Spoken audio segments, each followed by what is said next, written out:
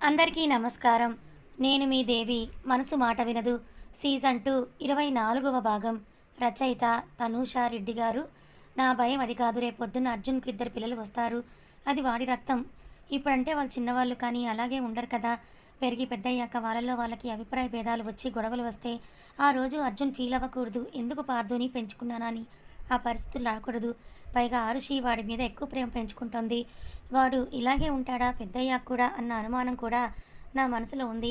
కన్నవాళ్లకు కనీసం విలువ ఇవ్వని పిల్లలు ఉన్నారండి. వాడు వీళ్ళ రక్తం కదని తెలుసు కదా! అదే నా భయం. నీ భయంలో న్యాయం ఉంది సులోచన. కానీ నాకు నా కొడుకు పెంపకం మీద నమ్మకం ఉంది. అన్నిటికీ మించి వాడు అర్జున్‌లా ఉండాలని ట్రై చేస్తున్నాడు. నేను గమనించాను. పసి హృదయంలో ఏం చెప్తే అవే నాటుకుపోతాయి సులోచన. భయపడకు. పార్థు అర్జున్‌కు సొంత కొడుకు కాకపోయినా వాడి నమ్మకాన్ని వమ్ము చేసేవాడు మాత్రం అవ్వడు. పద లేట్ అయ్యిందని అంటారు విశ్వనాథ్ గారు. ఆరుషి ఇంకా తినలేదు కదా! వాళ్లకు వడ్డించి నేను వస్తానని సులోచన అంటూ ఉంటే కింద పని వాళ్ళందరూ ఉన్నారు కదా! అత్తయ్య గారు కూడా ఉన్నారు. నువ్వెందుకు మళ్ళీ వెళ్ళటం అని అంటాడు విశ్వనాథ్. నా కొడుక్కి కోడలికి నా చేత్తో వడ్డిస్తేనే నాకు తృప్తండి అని నవ్వి హాల్లోకి వెళ్తుంది సులోచన. ఆరుషి చేత చివాట్లు తినిన అర్జున్ సారీ అని అప్పటికే 10వ సారి అంటాడు. No sorry. ఇంకోసారి నన్ను ఇలా నెగ్లెక్ట్ చేయకుండా ఉండాలంటే నీకు గుర్తుండేలా పనిష్మెంట్ ఇవ్వాలి. కాబట్టి నైట్ నుండి రేపు నైట్ వరకు నీకు నాకు మాటలు బంద్ అని అంటుంది ఆరుషి. నో అరు, ఈ పనిష్మెంట్ నాకు నచ్చలేదు. నేను తీసుకోను. కావాలంటే కోపం పోయేంత వరకు కిస్సెస్ ఇస్తాను. అర్జున్ వైపు చిరుకోపంగా చూస్తూ ఒట్టి కిస్సులు ఏమి బాగుంటాయి అర్జు, హగ్గులు కూడా తీసుకో అని ఆర్షి అంటే నిజంగా అసలే చాలా రోజుల నుండి ఉన్నాను దూరంగా. ఒక్క ఛాన్స్ ఇవ్వచ్చుగా. ఐ విల్ బీ జెంటిల్ అని అర్జున్ కొంటెగా అంటాడు నవ్వుతూ. అర్జున్ భుజం మీద కొడుతూ అర్జు నీకు అసలు సిగ్గులేదు, అన్నీ సిగ్గులేని మాటలే అని అతని భుజానికి తల ఆనిస్తుంది. ఆమె తల మీద ముద్దు పెట్టుకొని కమ్, ఇప్పటికే చాలా లేట్ అయింది, డిన్నర్ చేద్దామంటూ అర్జున్ లేచి ఆర్షికి చెయ్యి అందించి మెల్లిగా నడుస్తూ పార్థు అని పిలుస్తాడు. పరిగెత్తుకుంటూ వచ్చి అర్జున్ ఇంకో చేతిని పట్టుకొని నేను మిమ్మల్ని చాలా మిస్ అయ్యానని అంటాడు పార్థు చిన్నగా నవ్వి. వాడి తల మీద హెయిర్ని మెస్సీ చేసి మరి నేను వచ్చి చాలాసేపే అయ్యింది కదా, మరి ఇప్పటి వరకు ఎందుకు రాలేదు నా దగ్గరికి అని అడుగుతాడు. అలా మధ్యలో రావటం మేనర్స్ కాదని అనిపించింది, అందుకే రాలేదని నిజం చెప్తాడు పార్థు. ఆ ఏజ్కి అంత మెచ్యూరిటీ పార్థుకు ఉండడంతో ఆరుషి పార్థు బుగ్గల్లాగి నువ్వు బంగారం పార్థు, కమ్ నీకు మిల్క్ ఇస్తానని ఆరుషి పార్థు చేపట్టుకొని ముందుకు నడిస్తే తను పట్టుకున్న తన చిట్టి చేత్తో ఆరుషి హ్యాండ్ గట్టిగా హోల్డ్ చేసి సపోర్ట్గా నడిపిస్తాడు. అది చూసిన అర్జున్ నవ్వుకుంటూ వాళ్ళిద్దరి వెనకే వెళ్తాడు. ఇంత లేట్ ఏంటి నాన్న, అది నీకోసమే తినకుండా ఉంది. నెక్స్ట్ టైం అలా జరగదులే మామ్. అయినా అతను ఈ టైం వరకు తినకుండా ఉంటే మీరేం చేస్తున్నారు ఇంట్లో అని అందరినీ ఉద్దేశించి అంటాడు అర్జున్. అత్తయ్యనేమి అనకజ్జు, తినమని చాలాసేపే బ్రతిమాలింది, నేనే వద్దన్నాను. ఆరుషి వైపు అర్జున్ కోపంగా చూస్తే కన్ను కొట్టి చిన్నగా నవ్వి పార్థు కోసం పాలు ఉన్న గ్లాస్ ఇచ్చి తన పక్కనే కూర్చోబెట్టుకుంటుంది ఆరుషి. నోరు తెరిచి ఈ ఛాన్స్ మిస్ చేసుకోను, అందుకే వెయిట్ చేస్తున్నా, ఆకలిగా ఉంది, తినిపించవయ్యా మొగుడా అని అంటుంది ఆరుషి తల అడ్డంగా అసహనంగా ఆడిస్తూ. ఆమెకు తినిపించడం స్టార్ట్ చేస్తాడు అర్జున్. వాళ్ళిద్దరినీ అలా చూసి నవ్వుకొని ఇద్దరు తినేంత వరకు ఉండి భర్త కోసం వాటర్ బాటిల్ తీసుకొని వెళ్ళిపోతుంది సులోచన తన గదిలోకి. లిఫ్ట్లో పార్థు ఆరుషి ముందు వెళ్తే అర్జున్ సెక్యూరిటీతో కాసేపు మాట్లాడి స్టీవ్కు మెసేజ్ని సెండ్ చేసి పైకి వెళ్ళి చూసేసరికి బెడ్ మీద పార్థును జో కొడుతూ ఉంటుంది ఆరుషి. నవ్వుకుంటూ ఫ్రెష్ అవ్వడానికి టవల్ తీసుకొని అర్జున్ వాష్రూమ్కి వెళ్ళిపోతాడు. బాత్ టబ్లో ఫుల్గా కూల్ వాటర్ పట్టి అందులో షర్ట్ విప్పి ఒట్టి బాక్సర్తో పూర్తిగా మునిగి పడుకున్న అర్జున్ ఊపిరి బిగబట్టి కళ్ళు మూసుకొని మినిస్టర్ నెక్స్ట్ స్టెప్ ఏంటి, ఎక్కడ మొదలైంది, మినిస్టర్ మాత్రమే కాకుండా ఇంకెవరో తనని వాచ్ చేస్తున్నారని అనుమానిస్తూ ఆలోచనలతో మునిగిపోతాడు అర్జున్. అర్జు అని వినిపించిన ఆరుషి తీయటి స్వరానికి బాత్ టబ్ నుండి బయటకు వస్తాడు అర్జున్. ఈ హ్యాబిట్ మర్చిపోయావని అనుకున్నాను అజ్జు, కొన్ని అలవాట్లు బాడీతో కాదు మైండ్తో కనెక్ట్ అయి ఉంటాయి బేబీ అని టవల్ చుట్టుకొని బయటకు నడుస్తాడు. పడుకున్నాడా వాడు? లియోతో ఆడుకొని బాగా అలసిపోయాడు, అందుకే త్వరగా నిద్రపోయాడని అంటుంది చిన్నగా నవ్వి. ఎందుకో ఈ మధ్య నువ్వు చాలా టెన్స్డ్గా కనిపిస్తున్నావు అజ్జు, ఏదైనా ప్రాబ్లమా అని అడుగుతుంది ఆరుషి. నథింగ్, నీకెందుకు అలా అనిపించిందే తింగరి అని అంటాడు అర్జున్ ఆరుషి తీసిపెట్టిన నైట్ డ్రెస్ని వేసుకుంటూ. ఏమో అలా అనిపించింది నాకు, పైగా మొన్న నువ్వు అన్నయ్య స్టీవ్ డీప్ డిస్కషన్లో ఉంటే చూశాను, అందుకే డౌట్ వచ్చింది. నాట్ ఎట్ ఆల్ బేబీ, నీ మంత్స్ దగ్గర పడుతున్నాయి కదా, అదే నా భయం. నవ్వి అర్జున్ చేతిలో ఉన్న కోమ్ తీసుకొని స్టూల్ మీద కూర్చోపెట్టి తనే హెయిర్ని కోమ్ చేస్తుంది. ఎత్తుగా ఉన్న గర్భం మీద చెయ్యేసి చీరను తప్పించి ముద్దు పెట్టుకొని అలాగే హక్ చేసుకుంటాడు అర్జున్. ఓయ్ ఏంటిది ఉష్ మాట్లాడకు, నా బేబీస్ని ఫీల్ అవ్వనివ్వు అని కళ్ళు మూసుకొని ఆమెను ఇంకా గాఢంగా హత్తుకొని పెదవుల్లో గర్భం మీద నిలుపుతాడు అర్జున్. చిన్నగా నవ్వుకొని అర్జున్ చుట్టూ నిమురుతూ, బాగా టైర్డ్ అయ్యావజ్జు, పడుకుందాంరా అని ఆరుషి అంటే ఇంకాసేపు అలాగే ఉండి ఆరుషి కాళ్ళు నొప్పి పుడతాయని అలాగే లిఫ్ట్ చేసి బెడ్ మీద చేర్చి ఆమెని కుండల మీద తలపెట్టుకొని బాడీ బరువు బెడ్ మీద వేస్తాడు. భయంగా ఉంది. నాకు నార్మల్ డెలివరీ అవుతుంది కదా అజ్జు అని గర్భాన్ని తడుముకుంటుంది ఆరుషి. అవుతుంది. ఈ భయాలు తీసేయి baby. Over thinking not safe for you అని అంటాడు అర్జున్. మహిత్ శ్రద్ధకి ప్రపోజ్ చేశాడంట అజ్జు. నీకు తెలుసా, ఈ ఇంట్లో నాకు తెలియకుండా ఈగ కూడా ఎగరదని చెప్పాను కదే తింగరి. అంటే అంతా తెలిసే నువ్వు కామ్గా ఉంటున్నావా? నో, వాడికి ఛాన్స్ ఇస్తున్నాను. యూస్ చేసుకుంటే బ్యూటిఫుల్ లైఫ్ శ్రద్ధతో ఉంటుంది.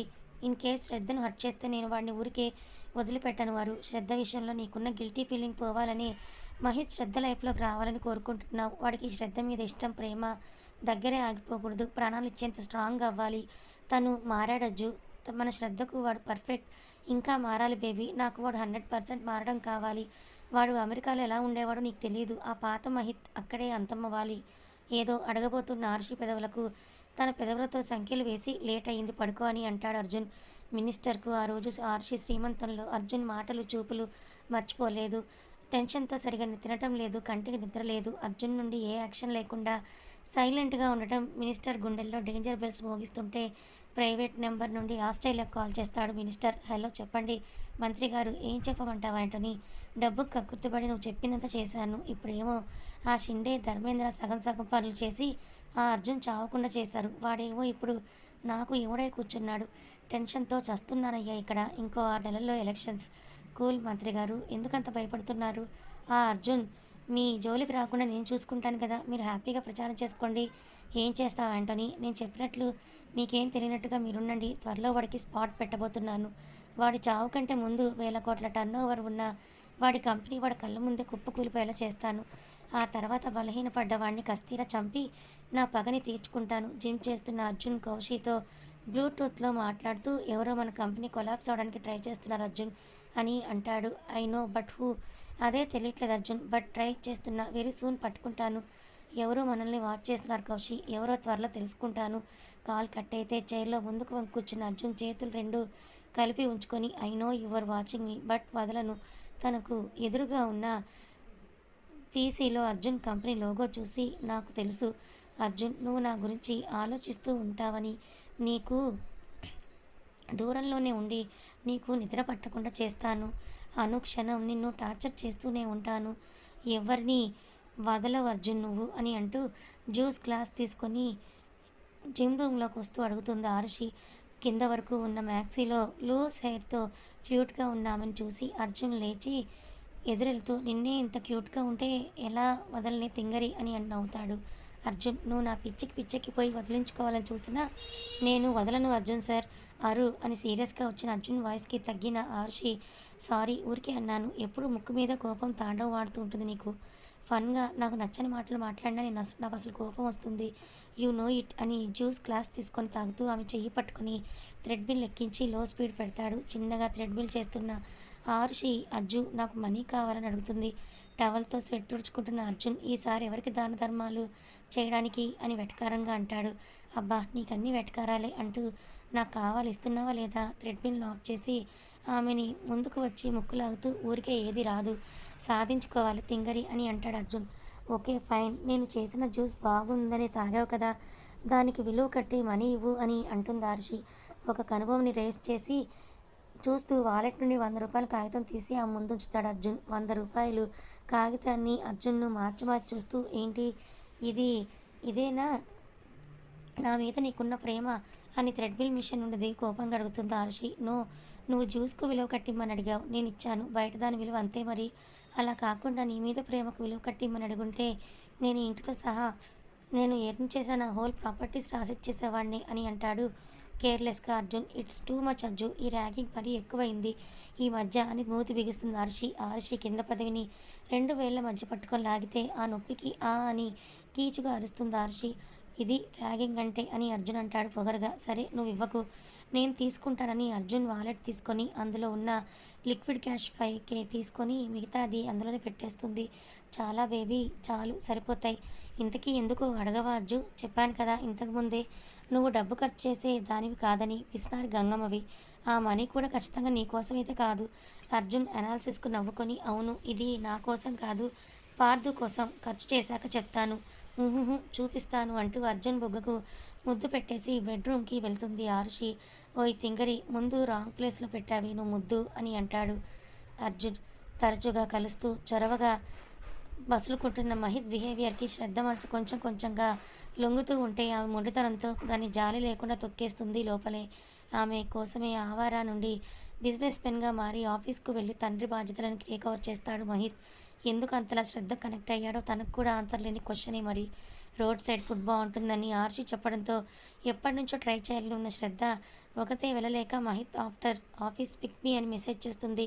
పాత గర్ల్ ఫ్రెండ్స్ కాల్స్ మెసేజెస్ పోరు పడలేక మొబైల్ని సైలెంట్లో పెట్టిన బాబుకి మొబైల్ వైబ్రేట్ అయితే మొదట ఇగ్నోర్ చేసిన మరీ మనసు ఆగక బోర్లా పెట్టిన మొబైల్ని చేతిలోకి తీసుకొని చూస్తాడు. ఇంతలో శ్రద్ధ నెంబర్కు గుడిలో ఫస్ట్ టైం చూసినప్పుడు తను తీసిన పిక్ సేవ్ చేసి ఉండడం వల్ల ఆనందం ప్లస్ ఆశ్చర్యంతో మెసేజెస్ని ఓపెన్ చేస్తాడు Mahith. After office pick me అని మెసేజ్ చూసి మొదట షాక్ అయినా కూడా ఈ మధ్య శ్రద్ధ తనతో రూడ్గా బిహేవ్ చేయడం లేకపోవడం గుర్తొచ్చి నవ్వుకుంటూ కమింగ్ ఫర్ యూ బేబీ అంటూ గోడ మీద గడియారం ఎప్పుడు 6 మీదకు చేరుతుందా అని ఎదురు చూడటం మొదలు పెడతాడు మహీద్ బాబు. 6కి ఇంకా గంటన్నర ఉండగానే కార్ని రయ్యమని అర్జున్ ఆఫీస్కు పోనిస్తాడు మహిత్. లిఫ్ట్ నుండి స్టైల్గా ఉల్లాసంగా ఉత్సాహంగా నడుచుకుంటూ వస్తున్న మహిత్ను తన ఛాంబర్ నుండే మానిటర్లో చూసిన అర్జున్ కనుబొమలు ముడిపడతాయి. క్యాబిన్ డోర్ ఓపెన్ చేసుకొని నేరుగా వెళ్ళి అర్జున్ ఎదురుగానే ఉన్న కుర్చీలో కూర్చున్న మహిత్ను విసుగ్గా చూస్తూ, పర్మిషన్ అడిగి లోపలికి రావాలని తెలియదా నీకు అని అంటాడు అర్జున్.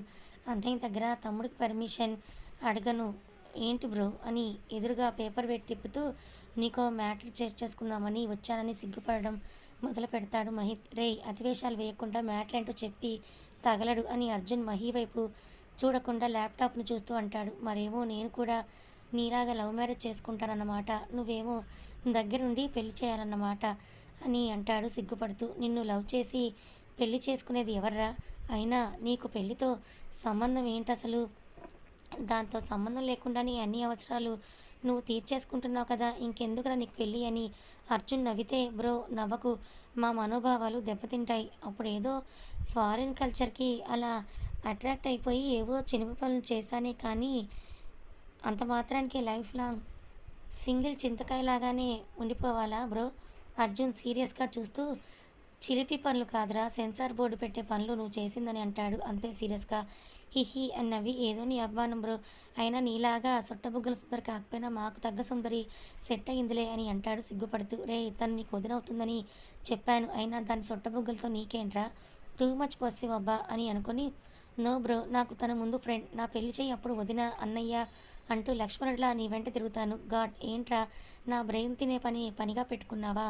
లేదు బ్రో, శ్రద్ధ బయటకు వెళ్దామని లేక లేక ఈరోజు నాకు అపాయింట్మెంట్ ఇచ్చింది. ఆఫీస్ ఏమో 6కి అయిపోతుంది. ఆ మహాతల్లి ఇచ్చిందే 1 అవర్, అందుకే నేను రిక్వెస్ట్ చేసుకుని 1 గంట ముందే తీసుకుని వెళ్దామని వచ్చాను బ్రో. శ్రద్ధ వస్తానని చెప్పిందా నీతో? ఎస్ బ్రో, రావటం ఏంటి? తను ఇప్పుడు పీక లోద్దాకా నాతో ప్రేమలో మునిగిపోయింది. అయ్యో పాపం, తనకి స్విమ్మింగ్ రాదారా అని అర్జున్ నవ్వుతాడు మహిత్ వైపు చూస్తూ. జోక్స్ నువ్వు కూడా వేస్తావా బ్రో అని మహిత్ అంటే, ఏంట్రా నేను మనిషిని కాదా, నాకు సెన్స్ ఆఫ్ హ్యూమర్ ఉండదా అని అంటాడు అర్జున్.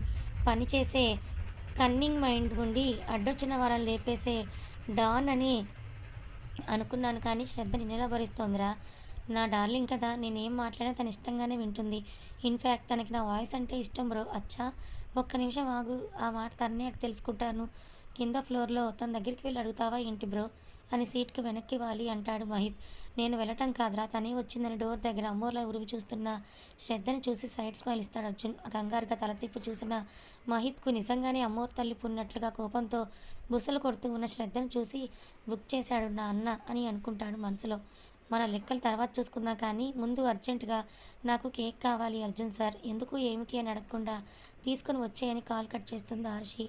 ఎందుకో అని ఆలోచిస్తూ దగ్గరలోని ఒక బేకరీ దగ్గర కార్ ఆపి స్పెషల్ అండ్ హైజీన్గా ఉండే కేక్ తీసుకొని ఇంటికి పయనమవుతాడు అర్జున్. ఇంటికి వెళ్ళిన అర్జున్ కాసేపు బామ్మగారితోనూ వాళ్ళ అమ్మతోనూ మాట్లాడి పైకి వెళ్తాడు. రెడీ అయ్యి అద్దంలో చూసుకుంటున్న ఆరుషిని వెనక నుండి హక్ చేసుకుంటూ, నువ్వు ఎలా ఉన్నా బాగుంటావు బేబీ, స్పెషల్గా రెడీ అవ్వాల్సిన అవసరం లేదని అంటాడు అర్జున్ చిన్నగా నవ్వి. తన బంప్ మీదున్న అతని చేతుల మీద తన చేతులుంచి thanks for your great compliments Arjun sir అని అంటుంది. ఆర్షి నవ్వుతూ, ఎందుకు కేక్ తెమ్మన్నావు? ఈరోజు నీ బర్త్డే కాదు, మన మ్యారేజ్ యానివర్సరీ కూడా కాదు. స్పెషల్ అంటే మన స్పెషల్ డేస్ మాత్రమే ఉంటాయి అజ్జు. మనకిష్టమైన వాళ్ళ స్పెషల్ డేస్ కూడా ఉంటాయి కదా. ఇంతకీ ఎవరిది ఆ స్పెషల్ డే? ఇంకెవరు పార్దుది. ఈరోజు రేపు వాడి బర్త్డే అజ్జు. అందుకే కేక్ తెమ్మన్నాను. నీకెలా తెలిసింది వాడి బర్త్డే అని? మార్నింగ్ చూసిన సీన్ చెప్తుంది ఆర్షి. పార్దు కోసం వెతుకుతున్న ఆర్షి గడ్డంలో ఒంటరిగా కూర్చొని ఒక పేపర్ మీద రాస్తూ ఉంటే ఏంటో అని వెనక నుండి చూస్తుంది Arshi. Happy birthday my Kannayya అని తన తల్లి పేరు రాసుకుని ఏడుస్తున్న పార్దుని చూసి ఆర్షి మనసు చివుక్కుమంటుంది. ఆర్షిని తన వైపుకు తిప్పుకొని ఆమె చెక్కిళ్ళ మీద పెదవులతో రాస్తూ, అందుకే బేబీ, నువ్వంటే నాకు పిచ్చి. ఏమీ చెప్పకుండానే అన్నీ నువ్వే తెలుసుకుంటావు. పార్దు మీద నువ్వు ఇంతలా ఎఫెక్షన్ చూపిస్తావని నేను ఎప్పుడూ అనుకోలేదు. Thanks for it. నా మాటకు విలువిచ్చినందుకు. నువ్వేం చేసినా దాని వెనుక ఒక బలమైన రీజన్ ఉంటుందని నేను నమ్ముతాను అజ్జు. కలలో నువ్వు నాకు అబద్ధం చెప్పవు అని అర్జున్ని కౌగిలించుకుంటుంది ఆర్షి ఆమె చుట్టూ చేతులేసి.